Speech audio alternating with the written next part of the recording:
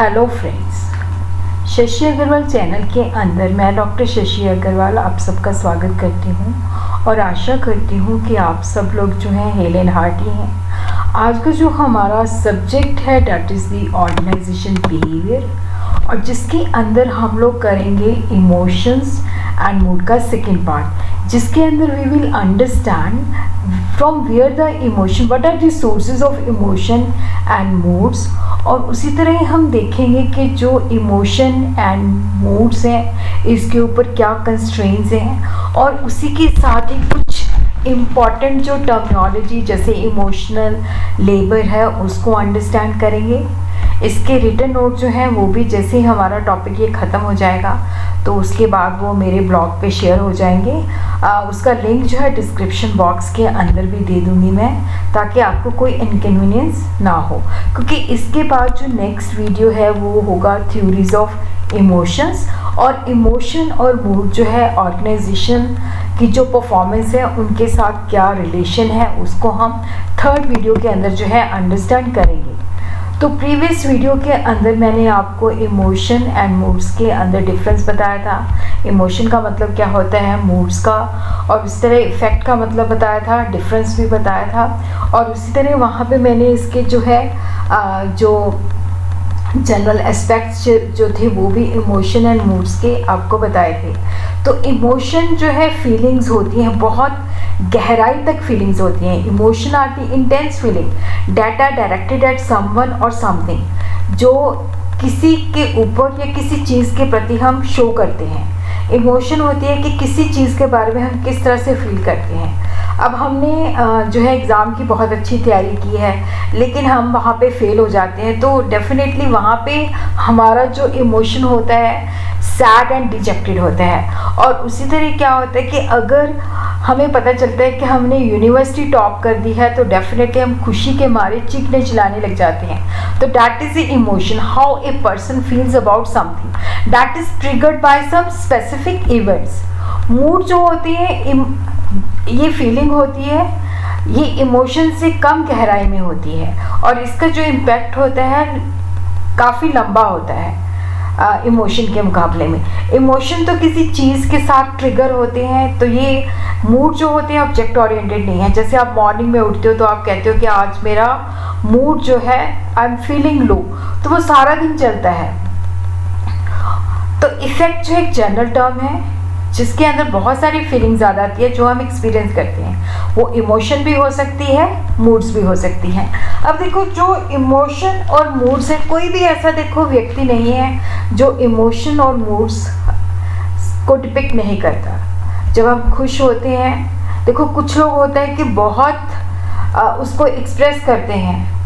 हर बंदा जब खुश होता है या सैड होता है तो वो उसको जो है डिपिक्ट करता है। अब क्वेश्चन ये राइज होता है कि ये इमोशन और मूड्स कहाँ से आते हैं, व्हाट इज़ द सोर्स।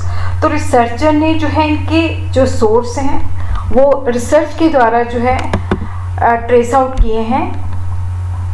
तो what are the sources of the emotion and moods, gender, age, weather, personality, time, stress, relaxation, exercise, social activities. First of all gender के अंदर देखो, ये ज़्यादातर ये माना जाता है कि जो वुमेन होती है वो अपनी फीलिंग को बहुत जल्दी एक्सप्रेस कर देती हैं। वो उनका जो रिएक्शन होता है वो इमोशनली जल्दी रिएक्ट करती हैं और वो दूसरों के इमोशंस भी रीड कर सकती हैं। उनके अंदर सिक्स सेंस होती है और ये रिसर्च के अंदर जो है जो एविडेंस मिला है वो ये कंफर्म करता है कि जो मैन और वुमेन है, जब आप इमोशन की बात करते हैं तो वुमेन जो है वो इमोशनल रिएक्शन जल्दी देती हैं और वो दूसरे लोगों को भी रीड आउट करती हैं।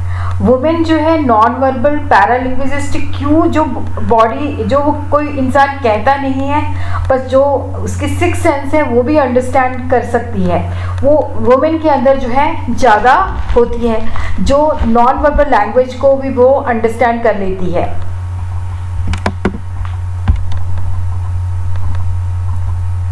रिसर्चर कहते हैं कि वुमेन जो है वो इमोशन को एक्सप्रेस करती हैं और उनके अंदर सिक्स सेंस भी होती है, बॉडी साइन के द्वारा भी लोगों की लोगों को रीड आउट कर लेती हैं। तो उसके अंदर हम देखते हैं कि what are the reasons. 3 reason बताए हैं कि देखो जो वुमेन और मैन है इनको पाला जो है डिफरेंट तरीके से जाता है, इनकी सोशलाइजेशन जो है वो डिफरेंट वे से होती है।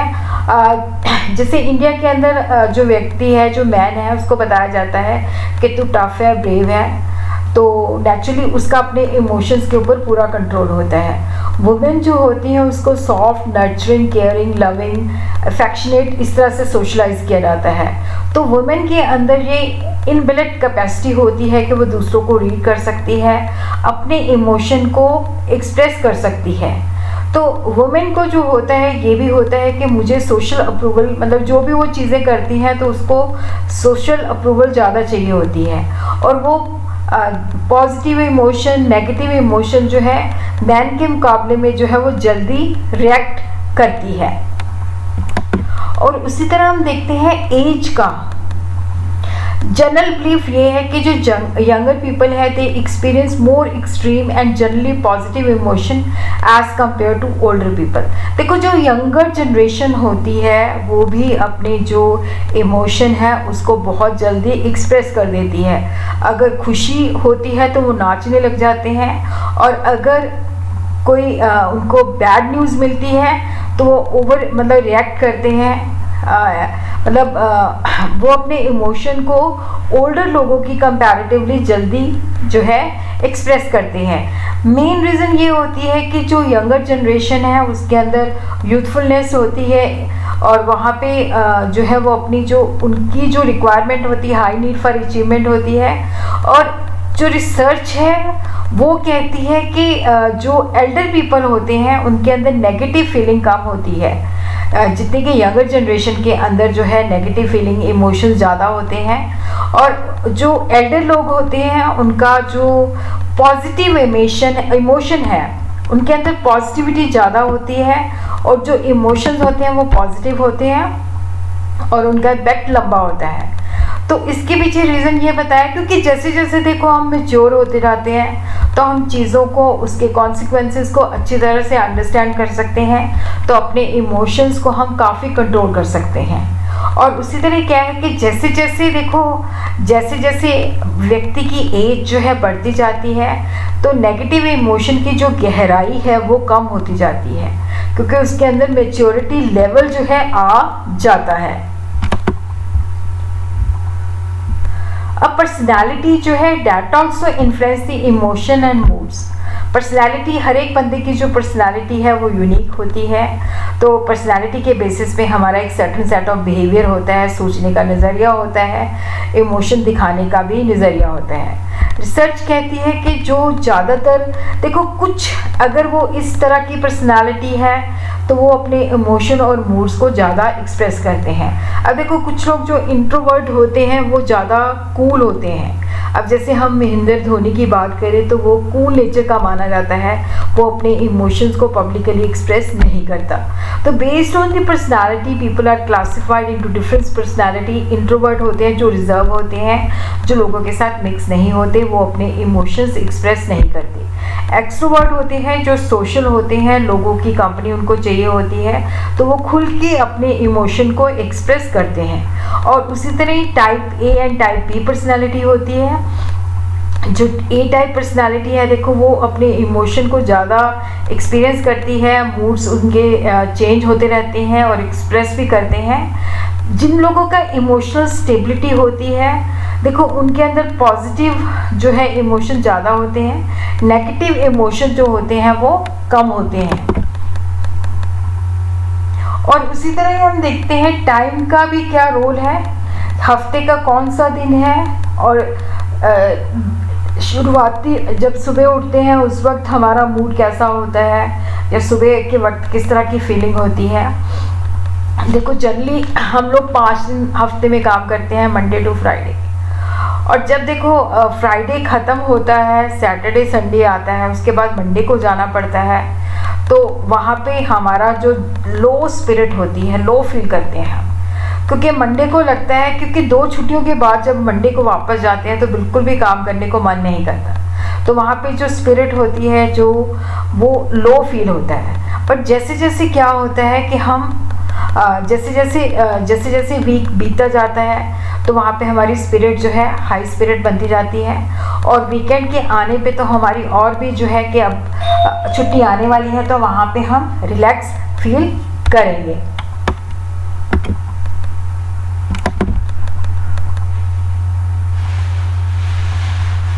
और उसी तरह क्या है कि देखो, जब अर्ली वीक पीरियड के अंदर जो है लोगों का जो मूड होता है वो काफ़ी ख़राब होता है। बेस्ट मूड जो होता है जिसका पॉजिटिव इफ़ेक्ट होता है, लोएस्ट नेगेटिव इफ़ेक्ट होता है toward the end of the week. जब हम दिन की शुरुआत करते हैं तो मॉर्निंग के अंदर जो होता है लो पॉजिटिव मूड होता है, बट जैसे जैसे मिड डे आता है, दोपहर आती है, तब तक ये बढ़ता जाता है। और उसी तरह इवनिंग होते होते हम फिज़िकली और मेंटली थक जाते हैं, तो वहाँ पे हमारा लो जो है फीलिंग होनी शुरू हो जाती है। और उसी तरह देखो, जो वेदर है क्या उसका भी कोई इसके ऊपर इम्पैक्ट होता है। तो कुछ लोगों ने कहा कि ये वेदर के साथ भी रिलेटेड है। एविडेंस कहता है कि जो वेदर है इसका मूड के ऊपर जो है कि ये रेनी डे है, ये सनी डे है, उसका मूड के ऊपर ज़्यादा इम्पैक्ट नहीं होता। स्ट्रेस, अब देखो जो स्ट्रेस है वो हमारे मूड और इमोशंस को भी प्रभावित करता है। अब देखो जो स्ट्रेस होता है वो ज़्यादा देर तक नहीं रहता। अब बच्चे एग्ज़ाम देने से पहले they are very tense, they are very stress, but exam देने के बाद उनका स्ट्रेस ख़त्म हो जाता है। स्ट्रेस जो है इमर्ज भी होता है और ख़त्म भी हो जाता है। जैसे इंटरव्यू पे जाना है तो डेफिनेटली हम लोग बहुत टेंशन में होते हैं, बहुत डर लगता है, बट जैसे इंटरव्यू ख़त्म हो जाती है तो हमारा डर भी ख़त्म हो जाता है। रेस्ट एंड रिलैक्सेशन, अब देखो जो हेल्दी माइंड है वो हमेशा जो है वो हेल्दी बॉडी के अंदर होता है। अगर हम लोग हेल्दी हैं, हमें कोई बीमारी नहीं है, तो हमारे अंदर जो है पॉजिटिविटी रहती है। और उसी तरह क्या है कि एक अच्छे माइंड के लिए, फिज़िकल हेल्थ के लिए रिलैक्सेशन बहुत नेसेसरी है। उसके लिए प्रॉपर जो है स्लीप होनी चाहिए, क्योंकि अगर हम प्रॉपरली हमें रेस्ट मिलता है तो हमारे अंदर एनर्जी भी आती है, हमारे अंदर पॉजिटिविटी भी आती है। कई बार देखो हम काम करते हैं, सो नहीं पाते या नींद नहीं आती, तो थकावट होती है या गुस्सा आता है या किसी के प्रति हम बैड फील करते हैं। तो यहाँ पे जो बेसिकली जब हमें नींद नहीं आती तो ये होता है कि हमारी पुअर डिसीजन मेकिंग है और हमारा इमोशंस के ऊपर जो है कंट्रोल कम है।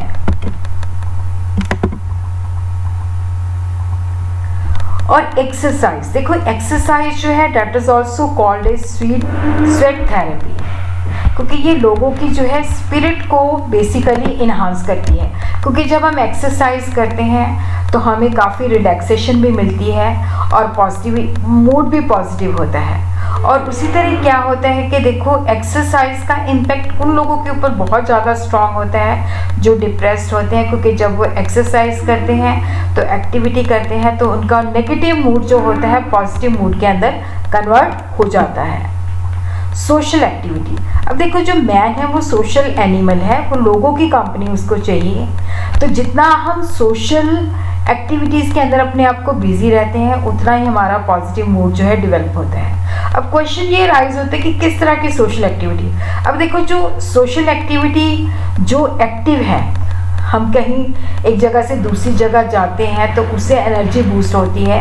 बट अगर हम जैसे टीवी वॉच करते हैं या क्रिकेट का मैच देखते हैं तो वहाँ पे हमारा मूड जो है इम्प्रूव नहीं होता। सीडेंट्री जो एक्टिविटीज़ होती हैं जिनके अंदर फिजिकल एक्टिविटीज़ इन्वॉल्व नहीं होती, तो वहाँ पे हम और जो है नेगेटिव चले जाते हैं। तो सोशल एक्टिविटी जो हमें ईज़, कंफर्ट, रिलैक्स प्रोवाइड करती हैं, हमारा मूड जो है इम्प्रूव कर देती हैं। जैसे हम लोगों के साथ जो है खाना खाने जाते हैं या लोगों के साथ कोई गेम खेलते हैं या कोई मूवी देखने जाते हैं। बट जैसे सोशल एक्टिविटी जो होती है, जैसे मीटिंग्स अटेंड करते हैं, कोई मैच देखते हैं, इवन घर के अंदर अगर हम टीवी भी देखते हैं तो वो हमें ईज़ नहीं, मतलब कंफर्ट नहीं प्रोवाइड करती। क्योंकि क्रिकेट मैच के अंदर क्या होता है कि जैसे जैसे अगर हमारी जो फेवरेट टीम है वो हारती जाती है तो हमारा जो मूड है वो भी खराब होता जाता है। एक्सटर्नल कंस्ट्रेंट्स, देखो जो इमोशन है दैट इज एक्सेप्टेबल, क्योंकि बेसिकली क्या है कि उसका जो है इमोशन जो है, अब हमें देखना पड़ेगा कि जो इमोशन है, अगर हम ऑर्गेनाइजेशन में काम करते हैं तो कौन सी इमोशन जो है बहुत ज़्यादा इम्पॉर्टेंट है और कौन सी इमोशन जो है वहाँ पे अनएक्सेप्टेबल है। अब उसी तरह क्या है कि देखो एक वर्क प्लेस के अंदर हमने किस तरह के इमोशन जो है एक्सप्रेस करने हैं। अगर मैं कस्टमर केयर की चेयर पे बैठी हुई हूँ तो वहाँ पे मेरा बिहेवियर एरोगेंट रूड नहीं होना चाहिए। मेरे इमोशन मतलब मेरा बिहेवियर, मेरा मूड जो है कूल नेचर का होना चाहिए, ताकि मैं कस्टमर को सही ढंग से अटेंड कर पाऊँ। और उसी तरह जो एक देश के अंदर अप्रोप्रिएट है वो हो सकता है दूसरे देश के अंदर अप्रोप्रिएट ना हो। तो ये जो फैक्टर्स होते हैं हमारे इमोशंस को जो है इम्पैक्ट करते हैं। हर एक ऑर्गेनाइजेशन जो है अपनी बाउंड्रीज डिफाइन करती है कि उसके अंदर किस तरह के इमोशन जो है एक्सेप्टेबल है और कितनी डिग्री तक उन्होंने एक्सप्रेस करना है।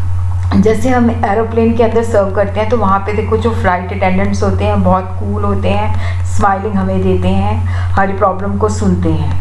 और उसी तरह जो हमारे कल्चर्स होते हैं वो भी हमारे लिए जो है हमारी बाउंड्रीज़ को जो है फिक्स करते हैं कि हमें इस तरह के इमोशन या मूड जो है हमने शो करने हैं।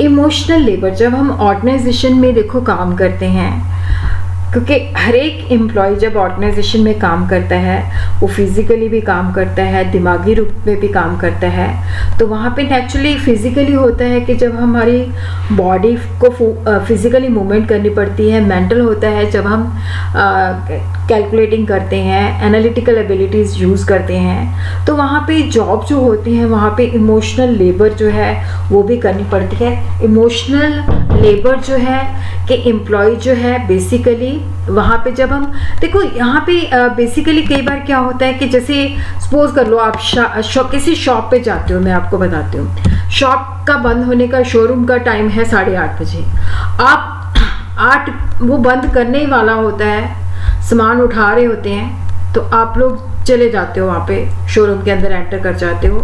तो वहाँ पे जो सेल्समैन होता है बहुत ही थका होता है, बट वहाँ पे उसको जो है आपको चीज़ें जो है ना चाहते हुए भी दिखानी पड़ती है। वो कह नहीं सकता क्या मेरे जाने का टाइम हो गया है। तो emotional labour is an employee's expression of organisationally desire emotion during interpersonal transaction at work, कि जब हम ऑफिस में होते हैं तो जो ऑर्गेनाइजेशन एक्सपेक्ट करती है हमें उसी के मुताबिक जो है अपने इमोशन जो है शो करने पड़ते हैं। जैसे फ्लाइट के अंदर है, चाहे हम कितना भी लो फील कर रहे हो तो भी हमें वहाँ पे स्माइल देनी पड़ती है। तो कंसेप्ट ऑफ इमोशनल लेबर जो है वो सर्विस बेसिकली जो जॉब्स हैं वहीं से इमर्ज हुआ है।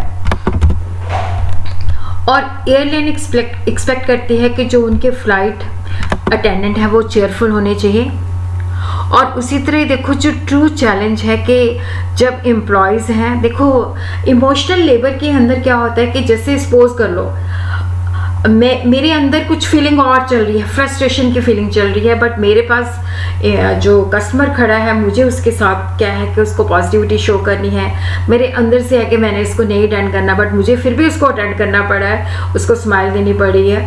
तो ट्रू चैलेंज होता है एम्प्लॉय के पास कि उसके अंदर कुछ और इमोशंस होते हैं बट बाहर उसको कुछ और डिपिक्ट करना पड़ता है, तो वो उलझन में होता है। तो डिस्पैरिटी जो है इमोशनल, उसको हम इमोशनल डिसोनेंस कहते हैं, और ये एम्प्लॉय के ऊपर जो है बहुत ज़्यादा स्ट्रेस डालती है। इमोशनल डिसोनेंस होता है inconsistency between the emotion we feel and the emotion we project.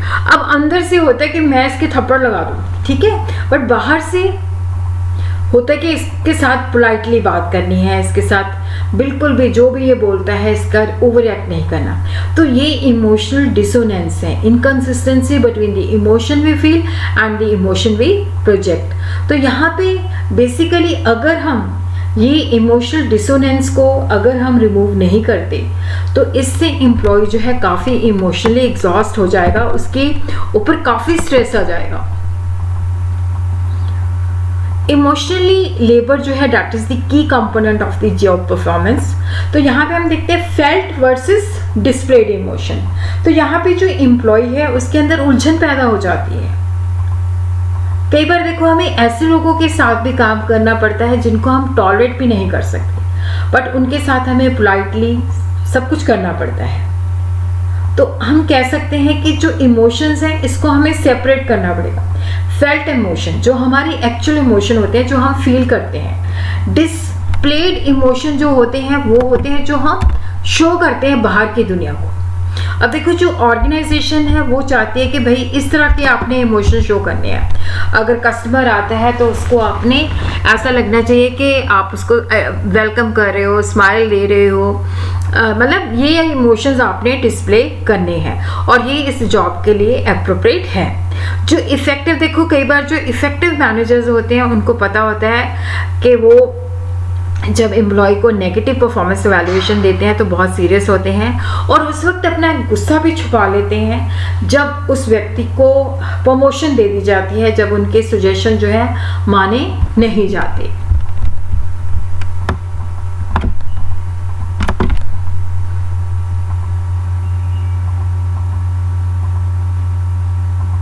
Felt and displayed emotions देखो आर डिफरेंट। इसके अंदर क्या होता है कि डिस्प्लेइंग द फेक इमोशन। अब देखो, ये कई बार आप ऑफिस में बैठे होते हो तो आपको बड़ी अच्छी न्यूज़ मिलती है, आप चिल्लाना चाहते हो, आप अपनी खुशी को एक्सप्रेस करना चाहते हो, झूमना चाहते हो, बट बाहर क्या होता है कि आपको कूल रहना पड़ता है। तो मतलब जब हम ऑर्गेनाइजेशन में काम करते हैं तो ऑर्गेनाइजेशन के इन्वायरमेंट के मुताबिक, रिक्वायरमेंट के मुताबिक हम फेक इमोशन जो है एक्सप्रेस करते हैं। जो हमारे अंदर फीलिंग्स होती है उसको हम दबा जाते हैं। तो इंडिविजुअल, क्योंकि अगर हम ऐसा नहीं करेंगे, अगर हम कहेंगे कस्टमर हम तुझे अटेंड नहीं करेंगे, लेनी है चीज़ ले ले, नहीं तो भाग जाए यहाँ से, तो इंडिविजुअल को अपनी जॉब रखनी है। देखो, अगर सेल्समैन कस्टमर को अटेंड नहीं करेगा तो ऑनर जो है उसको निकाल देगा। तो सरफेस एक्टिंग, हाइडिंग, जैसे ये मैंने पिक्चर डिपिक्ट की है, देखो अंदर से उसके इस तरह के इमोशन आ रहे हैं लेकिन बाहर से वो बिल्कुल कूल है। तो सरफेस एक्टिंग होती है हाइडिंग वंस इनर फीलिंग, जहाँ पे हम अपनी इनर फीलिंग को सप्रेस करते हैं और हमारे जो है रूल को डिस्प्ले करने के लिए, मतलब जो ऑर्गेनाइजेशन की एक्सपेक्टेशन है उसके मुताबिक जो है हम अपने इमोशन को एक्सप्रेस करते हैं। Deep acting is trying to modify one's true inner feeling based on display rule। देखो, यहाँ पे क्या होता है कि हम जैसे हॉस्पिटल के अंदर काम करते हैं, वहाँ पे मैं नर्स का काम करती हूँ, तो मेरा पेशेंट जो है पेन के अंदर है तो डेफिनेटली यहाँ पे हम पेशेंट के साथ जुड़ जाते हैं, उस पेन को हम महसूस करते हैं। तो डीप एक्टिंग के अंदर क्या होता है कि जो हमारे अंदर है हम उसी को डिपिक्ट करते हैं। सरफेस एक्टिंग जो है that deals with the ones displayed emotion के जो फेकिंग करते हैं। फेकिंग का मतलब होता है कि जो अंदर चल रहा है उसको नहीं एक्सप्रेस करते, जो ऑर्गेनाइजेशन की रिक्वायरमेंट है उसके मुताबिक। डीप एक्टिंग के अंदर क्या है, जैसा हम फील करते हैं वैसा ही हम शो करते हैं। तो रिसर्च हमें बताती है कि जो सरफेस एक्टिंग है दैट इज मोर स्ट्रेसफुल, क्योंकि इसके अंदर हम अपने इमोशन को अपने इमोशन को सप्रेस करते हैं। और इसके साथ ही हमारा ये टॉपिक खत्म हो गया। नेक्स्ट वीडियो जो है that will be on the emotional theories.